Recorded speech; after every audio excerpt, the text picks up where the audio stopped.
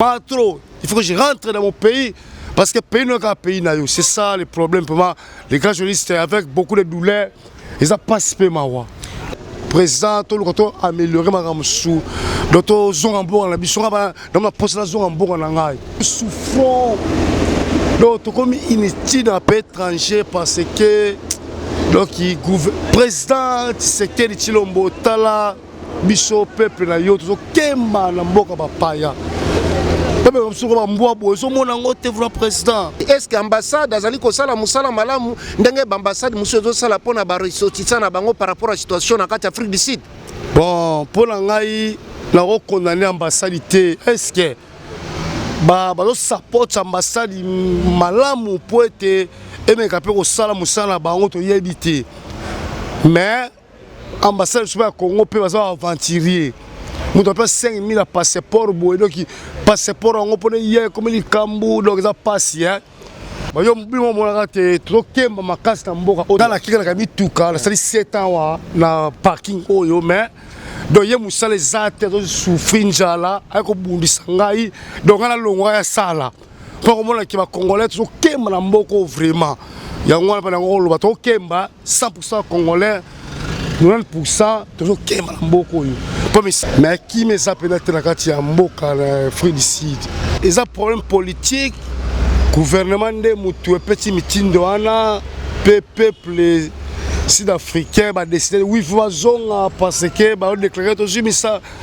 na bango. Mais étranger batondi awa donc qui me zate ba comme si Mboka salité. Donc ba kangami belende ba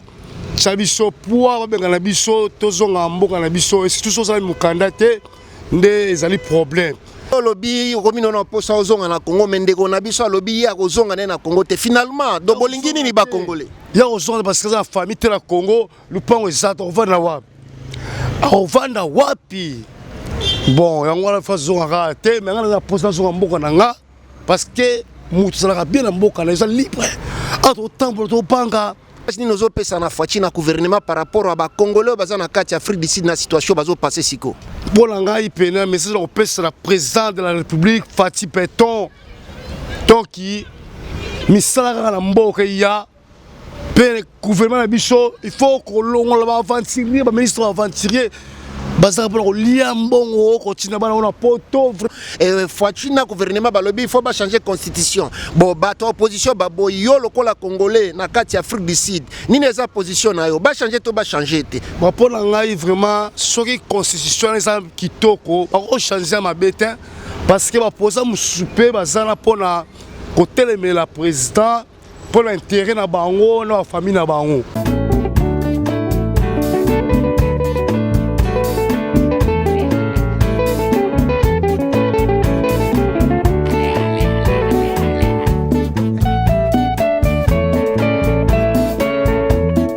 Baike bana mboka batata ba mama bandeko wa bolingo mbote na bino jambo eno beto wabu sanga yoabu mbote na ben boye malamu na mayenga ni télévision mais na émission na biso to solo la politique nazali wabino Patrick Chimanga tata mayenga ni mwana ya mama Kalanga. Mais awa tozali na situation moko particulier ndenge bomoni toza na kati Afrique du Sud bisiko wapi tozo kende kokutana na ba congolais pona kosola na bango compte tenu ya situation ezali koleka na kati ya mboka.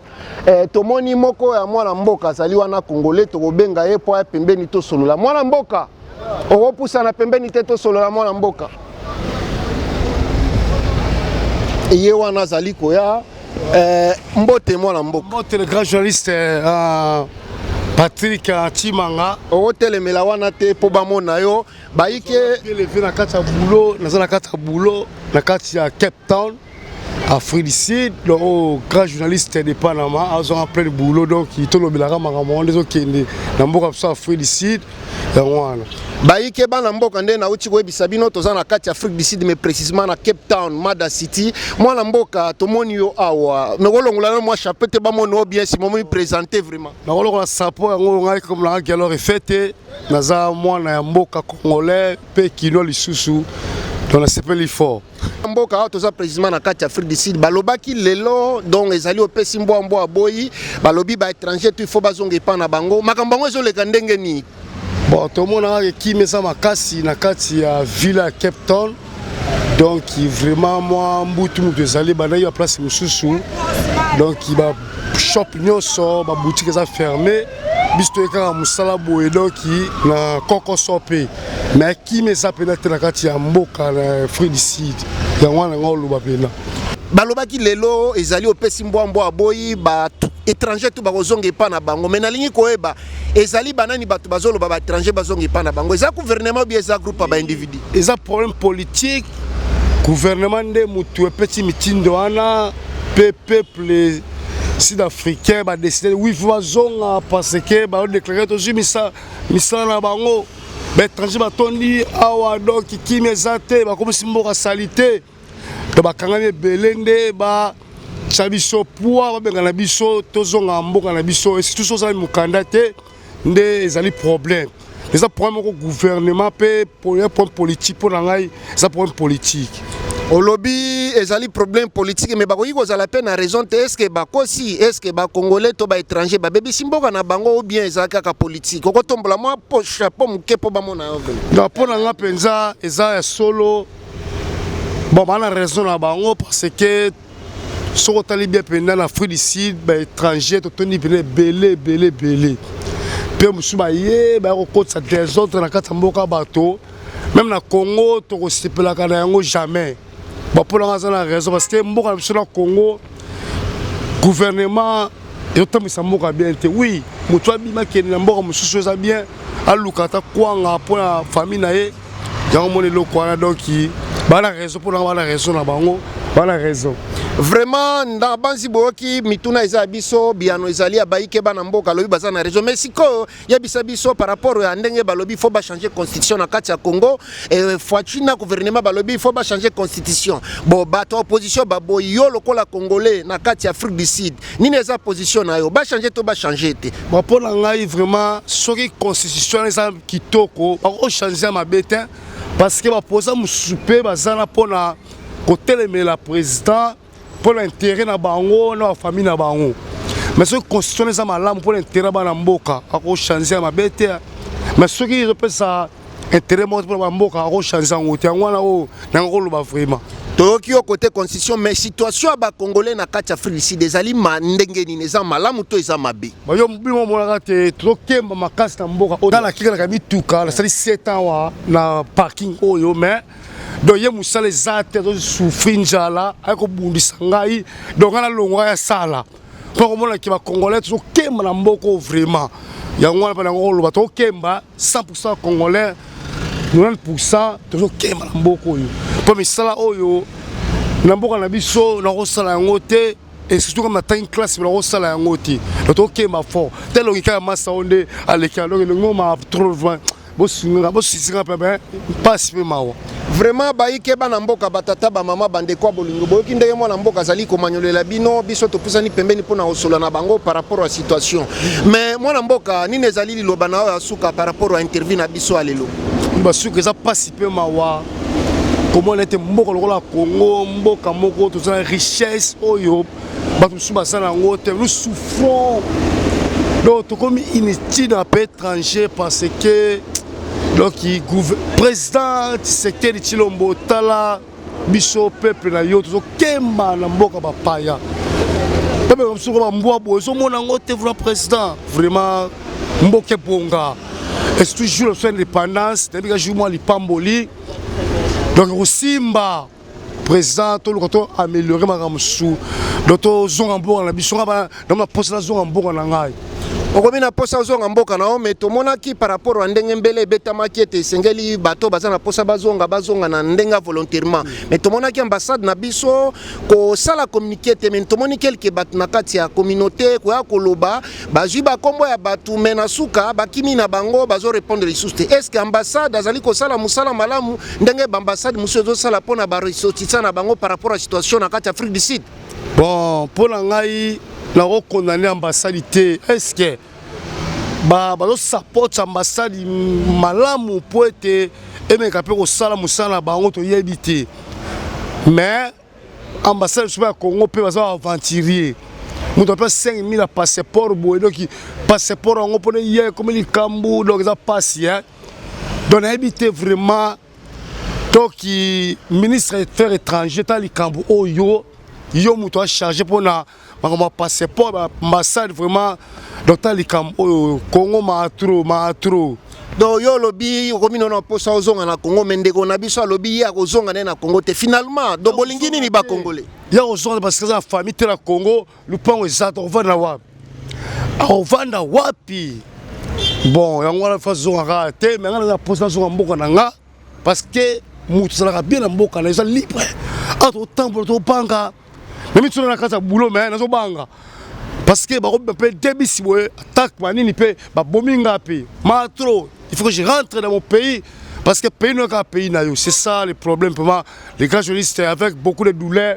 ils n'ont pas participé à moi. Ils n'ont pas participé à mon message ni nos autres ça na fati na gouvernement par rapport à ba Congolais bazana na kati Afrique du Sud na situation bazo passer siko. Pour l'anga il peine message au président de la République Fati Péton.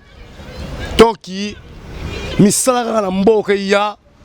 le gouvernement na biso il faut que l'on va aventurier ba ministre aventurier bazaka pour lia mbongo continue bana na poto vraiment ça passe Fati Béton était le président aussi makambu na yo na maboko longola ba ministre tout aventurier ba lia mbongo koki donc qui va vumisa bum na bango matru. Mais bonne situation ba congolais que ba congolais bazoto sa ba ndenge nini ba congolais situation en masse na yo China o beta moi lisolo ndenge nini bino ba congolais bozo mi comporter c'est bozoto sa mi be kwa mboka oyo kale lo bi yango yo donc to linga na to ba congolais ngai musala ngai yango filmer musala ngai yango yo mais on dit que ndeko lo congolais moko ya bundu solo musala yo siko to linga ni te camarade nga chinois watika nga musala oyo on a moka batu comme le la criminel tu es comme la point au boma moi na mboka oyo vraiment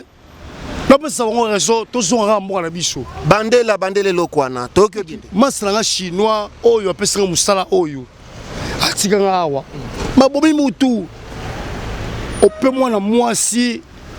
ozo tuwa mbele ko la mboa mais gouvernement sud-africain bazala raison na bango faut zonga parce que ba congolais qui yanke moko na kati mboka batu oyo to sala yango ti expliquer bisona nini leka ki na mwa mukuse po tango zolo babongo baike bana mboka bazo comprendre bon massa un certain dimanche na palais kuiti de bana ki na palais déjà bon akeko na Wembek akelo zo mwana mwasi kuna na Wembek mwana mwasa boy muninga siko mwasi wana nde atelemeli massa wana chinois donc il est commis koswana nde mwana mai kanda wana abina simbeli na kata mutuka chubi mwana mwasi wana pe na 13h30 lokola ngulu o bare mutu wangu yo étranger oko mwana mboka bato mo teka mystique donc matro donc bazana bango na raison ko lobana bino bozonga par rapport au comportement ba bino ezama be oui parce que stubi soit congolais to tambwisa makambo kitoko te na mboka bato. Donc vous n'avez pas participé mawa. Oliga muninga souffrir pour nous sepela. Oliga loko muninga oboto la ngo. Mais tout son rambo, tout son rambo na ngai. Siko ndekwa na za wapi chinois za wapi? Oui, azala kata prison. 8 mois déjà ngoyo abebisi mamutu na kata musala. Ils ont participé mawa. 8 mois ngo asokobima to ebité. Parce que na mboka oyo kosima moi cité. Soko beti moi si 5 ans 6 ans beaucoup boma. Bon pour la vraiment donc ça donc il y a besoin loi et ça musalango azala kuna vraiment na ebité. Donc ba congolais balingi violence mingi na mboka mopaya bazoto sa mibe kwa mboka bapaya bisika bazate. Toto sango te. Toto sa mibe kwa mboka bapaya te selon etamboli na biso. Esa kitoko te toto sa mibe ko la ba osala mukanda na yo. Dakata musala yo. Landa mibeko na bango mona ke pipele kozala pepele. Merci mingi baike bana mboka batata ba mama bande kwa bolingo na banzi boki tokozwa mwana mboka ta mulaite pamba te to surprendre na kati ya musala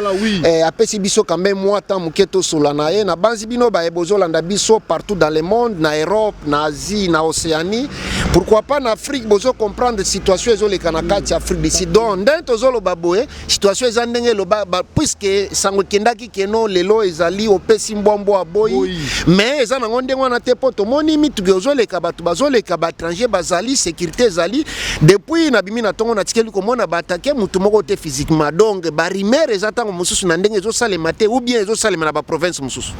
bon biso ala Cape Town na ebite balana na mboka ona mone loko ala te que ba Sud Afrique ba menacer ba étranger na mona yango te mais ba ville mususu Cape ya Free State zalaka parce que pour ba étranger ba mboa vraiment donc yango wana vraiment président Timanga donc les grands journalistes merci mingi voilà mboka merci merci pour la pesa bisoto merci pour la yo pour la valoriser ngai na loba ok merci mon président baike bana mboka batata ba mama bande kwa bolingo na bazi bososoli ndenge touti ko solola na quelques 2-3 congolais par rapport à la situation ndenge zoleka ezali vraiment na ndenge boko kanisela te po ndenge bakolobela te mais ndenge na uti ko ebisabino totindaki équipe na biso partout en Afrique du Sud na ba province Songolo Pakala na suka ya journée tozongela bino pona opesa bino compte rendu à tout ce qui s'est passé makambo malamu pe makambo mabe mais na banzi esengeli biso ba congolais to changer comportement na biso bouti kolanda moko to mibale ba congolais ndenge balobi quelques congolais bazo tosa mibeko ya mboka te ozana mboka batu tosa mibeko ya mboka batu tosa loi pamba te soko tosi loi te okutana na yo mbeba baike bana mboka batata ba mama bande kwa bolingo toujours na même idéologie ya le 30 juin 2026 oezali mokolo indépendance ya République démocratique du Congo tokei na lombangu na kozongisa matondo pe merci na héros national to baike baye basilaki kosala sacrifice pona yonanga tozala indépendant lelo pays na biso ezala indépendant malgré kobunda bitumba baye bazana ba province Songolo Pakala ezali occupé mais tozo senga ete gouvernement sala musala na ye e mutu na mutu sala musala na ye de façon ete mboka ekende liboso baike bana mboka batata ba mama bande kwa bingo bobo sanate ko s'abonner na chaîne YouTube na biso bobo sanate ko like ko partager ezali lolenge ya ko soutenir biso ko lakisa ete bozali na sima na biso potoko ba ko salela bino musala ndenge to misana ko sala bino musala ngana bino to monani mbala sima pona lelo to suki awa nazali wabino Patrick Chimanga tata ya mayangani mwana ya mama Christine Kalanga journaliste d'investigation merci pe goodbye.